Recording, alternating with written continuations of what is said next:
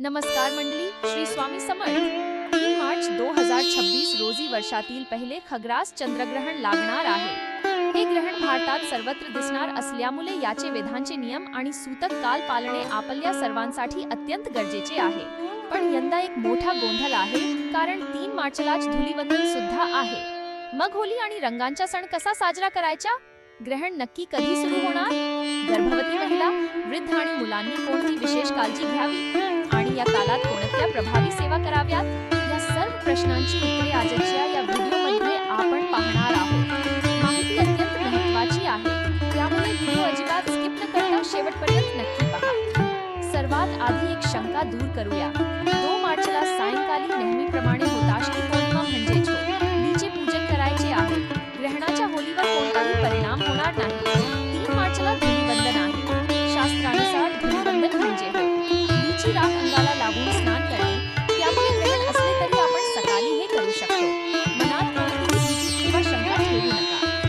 हे ग्रहण भारतात दिसणार असल्यामुळे धार्मिक नियम पाळावेच लागतील। ग्रहणाची अचूक वेळ लिहून घ्या। 3 मार्च रोजी सकाळी 6:20 सूतक काल म्हणजेच वेद सुरू होतील। दुपारी 3:20 ग्रहणाचा स्पर्श होईल। सायंकाळी 4:34 खग्रास अवस्था सुरू होईल।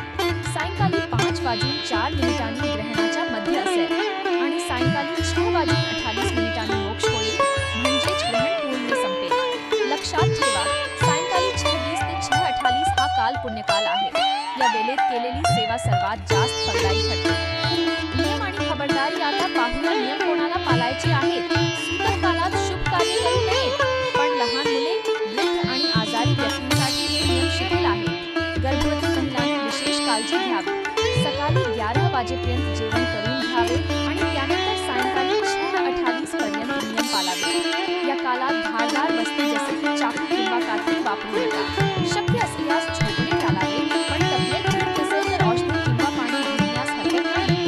देवाची भक्ती महत्त्वाची आहे, विनाकारण भीती बाळगू नका। काय करावे?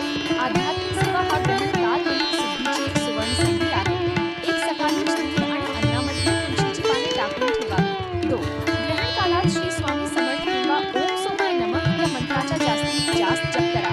3. ज्यांना शक्य आहे त्यांनी पुरुष सूक्तम किंवा श्री सूक्ताचे पठण करावे। 4.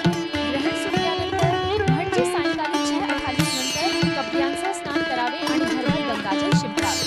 5. यानंतर तांदूळ, दूध किंवा पांढऱ्या वस्तूंचे दान करणे अत्यंत शुभ मानले जाते। मंडळी, ग्रहणाला घाबरण्यापेक्षा या कालात नामस्मरण करून आपली सकारात्मक ऊर्जा वाढवा। ही माहिती आपल्या मित्र परिवाराला नक्की शेअर करा।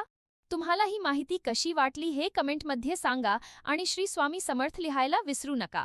अशाच माहितीपूर्ण व्हिडिओसाठी आपल्या चॅनलला सबस्क्राईब करा। धन्यवाद। श्री स्वामी समर्थ।